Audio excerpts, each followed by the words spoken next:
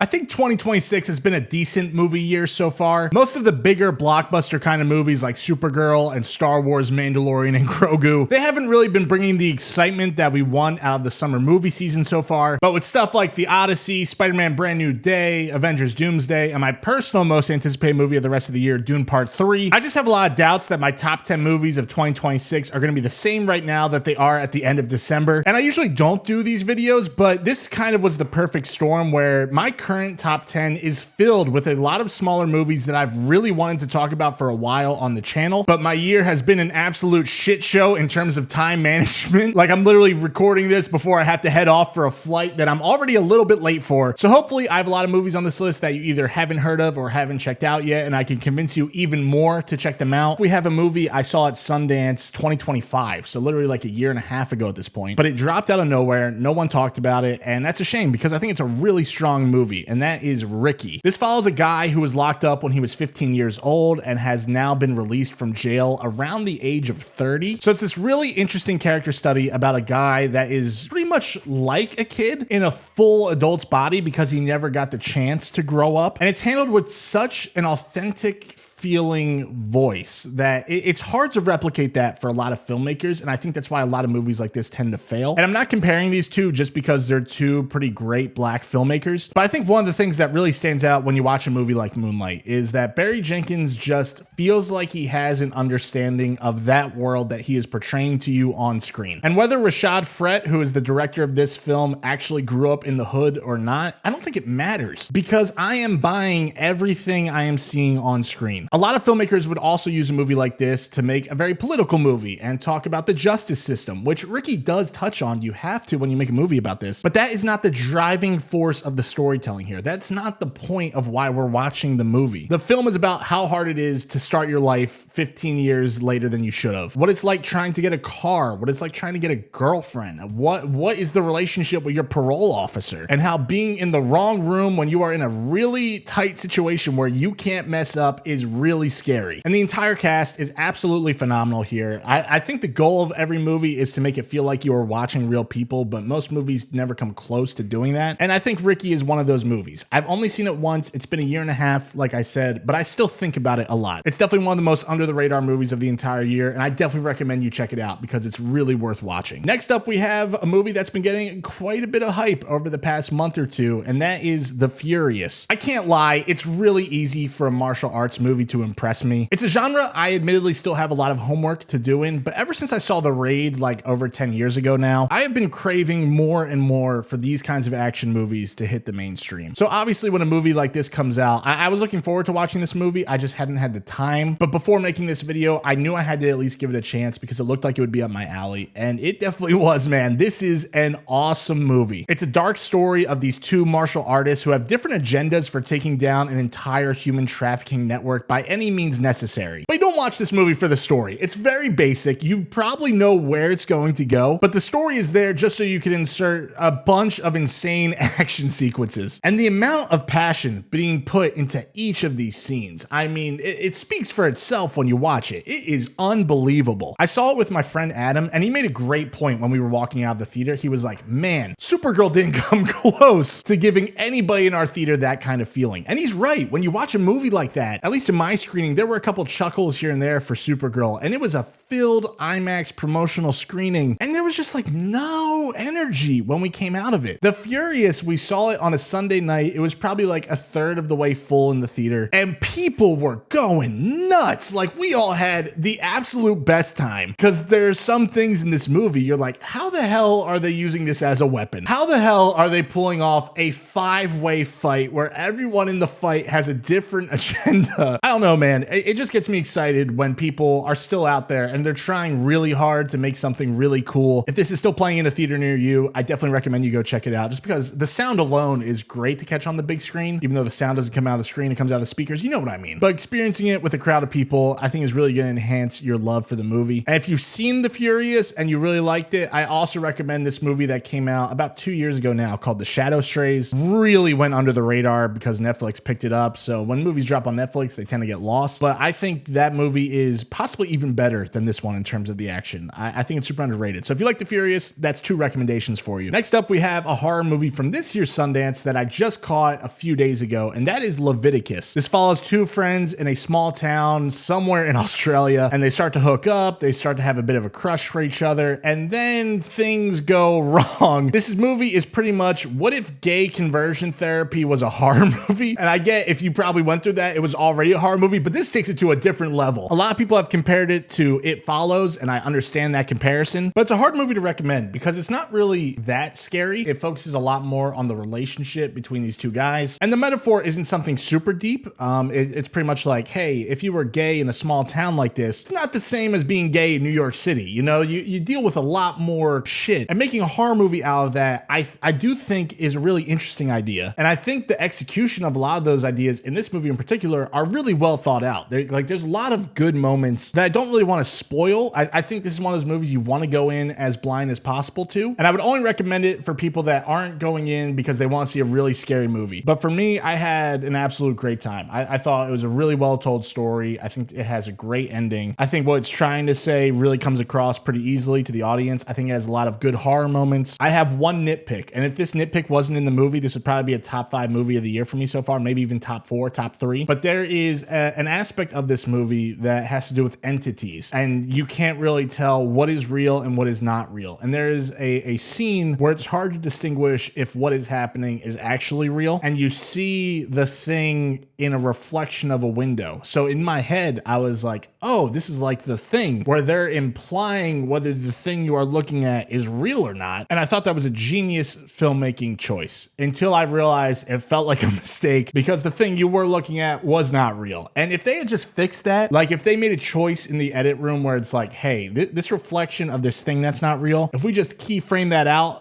of the reflection, like those are the kinds of details I look for that bring a movie that's really good to like that great level for me. But I don't want to harp on that because I still think Leviticus is a really good movie. It's one of the more impressive horror movies I've seen this year so far. It's really good, and I definitely recommend it to anybody that's interested in a slower pace kind of horror movie. If that's not really your thing, or you hate gay people, you're probably not going to like this movie. So I did make that flight, but I did not get to finish recording this video before I left, and I am seeing The Odyssey in less than 24 hours, and I'm not saying The Odyssey would definitely make this list, but I am a pretty big Christopher Nolan fan. There's a good chance it happens, and I want to still recognize all these movies on my list in their rightful spots as of like a week and a half ago. So let's just get into number 7. I have a movie that everyone that has seen it seemingly really enjoys it, but there are still a lot of people that haven't seen it, and I want to give it a big shout out because it's one of my favorite movies of the year, and that is Tuner, which follows a young piano tuner, and he is very good at his job for one main reason. He has a hearing condition where certain sounds that are often quieter he could hear at like a pretty normal volume, but everything else in the world can cause him pain. Things that are loud, like a car passing by or being in a coffee shop that's very noisy. These things are all very painful for him, so he wears special hearing aids. I'm not an expert when it comes to this condition. I'm not an expert in storytelling either, but what I do know is if you throw that kind of character in a situation where he gets involved with criminals and he has to crack safes because he's so good at hearing the gears clink in that sort of mechanism. Clearly, I'm a professional when it comes to cracking safes. So the idea for the movie is very simple, but they maximize the idea in every single way possible. The most obvious thing they do with it is they do a lot of work in terms of the sound design and mixing, which is some of the best I've seen this entire year. It does a really good job at emphasizing how loud certain things are to this specific character, and they do their best to portray what that would feel like. And the entire layout of the story is done really well. I love the scenarios this character is thrown in, along with the sequencing of those events. Like, even though this isn't my favorite movie of the year, I feel like there's a lot of movies that come out, especially in this decade, where I like a lot of things about them, but they never feel like a complete package. They never feel like every single detail was thought out well in advance. This movie is the exact opposite of that feeling. Every single scene is here for a reason, and there are payoff to things I didn't expect to get payoff to. And I'd have to take a look at the list of everything that's come out so far this year, but off the top of my head, I would say this is probably my favorite ending of the year so far. Not for any sort of crazy twist or something you're not expecting to happen. It just feels like it ties everything up in a perfect bow. And all of the performances are great here, but the two that stand out to me, the first being Leo Waddell, who I knew from White Lotus season 2. I thought he was fantastic on that season. And he definitely has that next guy up kind of energy about him. I'm not saying he's as good in here as Timothée Chalamet is in something like Call Me By Your Name. I don't think that's the right comparison, But when you watch Call Me By Your Name, you watch Timothée Chalamet and you're like, yeah, this kid's probably gonna go places. I feel the same way about him. I think he's great in this movie and he plays a very different character than he did on White Lotus. But also Havana Rose Liu, who plays the love interest in the movie, she also blew me away in this. I think she is very, very good. And most importantly, these two together when they're on screen have unbreakable chemistry. And I feel like a lot of movies really try for that, but these days,